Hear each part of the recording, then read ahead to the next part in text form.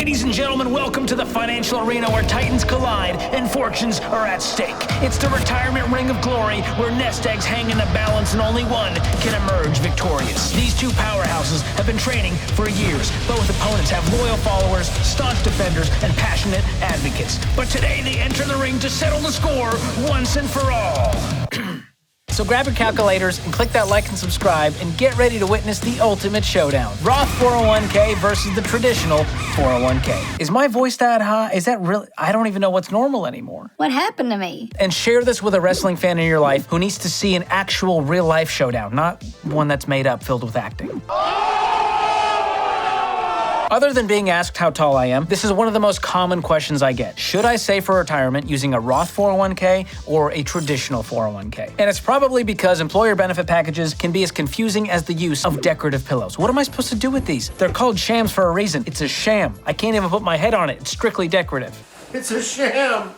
It's all a sham. So let's talk through the two retirement options and what they mean when it comes to your money. In one corner, we have the traditional 401k. This is where your contributions go in pre-tax, which means you haven't paid taxes on that money yet. But you will owe the IRS taxes when you start making withdrawals from your 401k later on in retirement. Plus, any employer contributions and growth on those contributions are also taxed when you withdraw later. Just like God's love, there's no escaping it. But I'll take God over the IRS any day. It's a no-brainer. In the other corner, we have the Roth 401k, which uses post-tax dollars. That means your contributions have already been taxed before they go into your Roth account. The benefit here is that the money you put in grows tax-free, and you'll get to withdraw that money tax-free when you retire. You heard that right. No more hands in the honey pot, Pooh Bear. No bother. Empty again.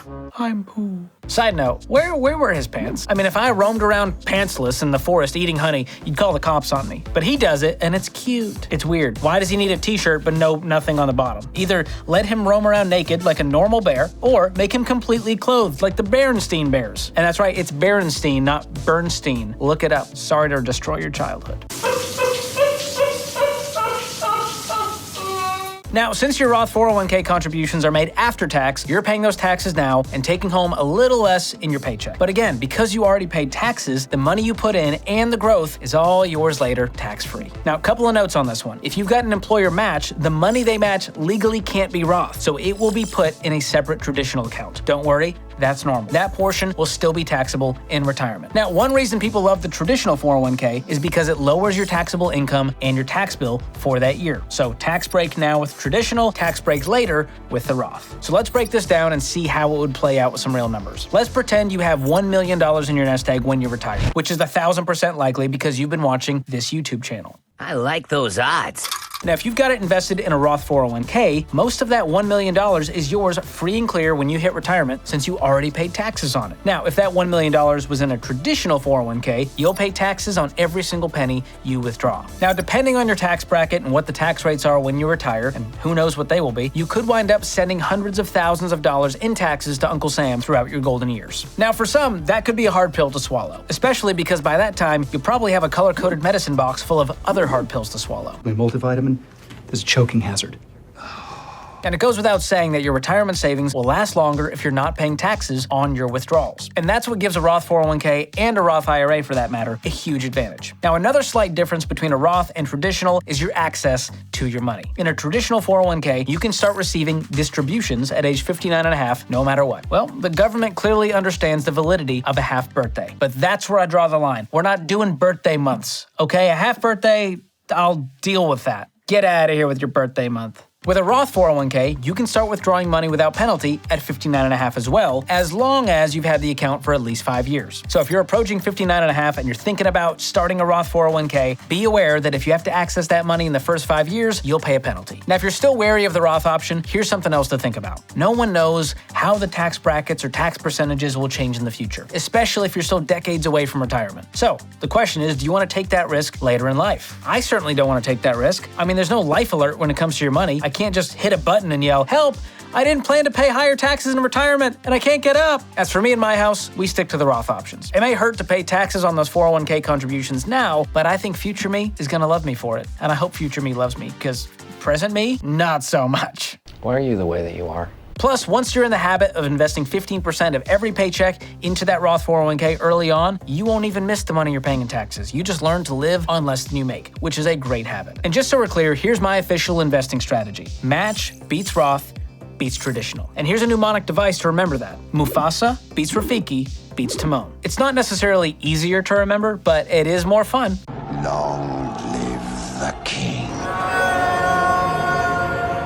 So let's talk through this. So match beats Roth, beats traditional. If your employer offers a match, invest enough to get all of that. That is free money and it's a 100% return on investment. Next, do all of the Roth you can through your employer's retirement plan or individual accounts like an IRA. Then if you, let's say, max out the Roth IRA and you're still not at 15%, go back to the traditional 401k and you can invest until you hit 15% in that account. Now, regardless of which one you choose, here's the cool thing about investing for retirement. When you hit retirement, about 90% of your account balance will be growth. That's crazy, which means only 10% was actually your money. The other 90% was compound growth. And by that age, you'll be very familiar with growth. Now, don't get me wrong here. There are a lot of similarities between a Roth 401k and a traditional 401k. Think of them like your eyebrows. They're sisters, not twins. I love finding a good set of twins. Something is wrong with you. And here's a few things they have in common. Your contributions are automatically taken out of your paycheck. Both plans usually include a company match. Both have the same contribution limit. So in 2023, you can save up to $22,500 per year, or if you're over 50, $30,000. Now compare that to an IRA, which in 2023 has a contribution limit of $6,500. 401ks are where it's at.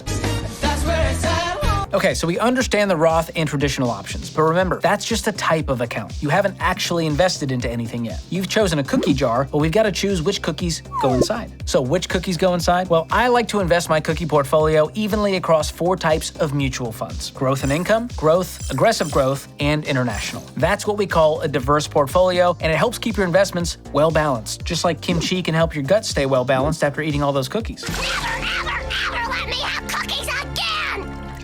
Now, if you're not sure which specific mutual funds to choose for your Roth 401k, no problem. I think it's always a good idea to sit down with an investment professional who can help you understand the different types of funds so you can choose the right mix. And if you want to connect with one of these investing pros, I'll drop a link below to the ones that I trust. Now, if you have a traditional 401k and you're starting to feel a little FOMO, hear me say there isn't a one-size-fits-all answer when it comes to rolling over your retirement accounts to Roth. In fact, all things equal, including income and tax rates, there's no mathematical difference when it comes to choosing traditional and Roth. But the way I see it, I'd rather have the discipline now to live on a little less and enjoy the benefits of a tax-free retirement later without having to worry about tax brackets and distributions and how much income I'm going to pull for that year. That's the last thing I'll need to worry about. The first thing I'll need to worry about is finding a good birdwatching group on Facebook. And the second thing I'll need to worry about is why all these yellow rump warblers have been pooping on my car. What did I do to deserve this? I gave them a custom cedar birdhouse, organic seed, and this is how they repay me? Rude. All right, back to investing. Here's an important sidebar. If you've been investing on the traditional side and you're wondering if you should convert it to Roth, proceed with caution. You're going to have to pay taxes on that conversion, and it only makes sense to do that when you have no debt and a paid-for house. So if you're not there yet, pump the brakes. Now, before you do any of these conversions and rollovers, sit down with an experienced investing pro to make sure it's the right move for you. And if you want to just learn more about investing in general, be sure to check out the Ramsey Investing Hub that I will link below. It's loaded with articles and tools to help you make smart decisions with your investments. As always, make sure to like this video, subscribe to the channel, and share it with a financial nerd in your life. Maybe it'll spark some friendly debate about Roth versus traditional, which will be the most controversial showdown since the old is a hot dog a sandwich fiasco. Which, by the way, drop in the comments your hot take on that. Is a hot dog a sandwich? My vote? Hard no. If it's connected, it's not a sandwich. It's got to be separate pieces of bread to be a sandwich. Final answer. Hot dogs aside, thank you guys for watching. I'll see you next time.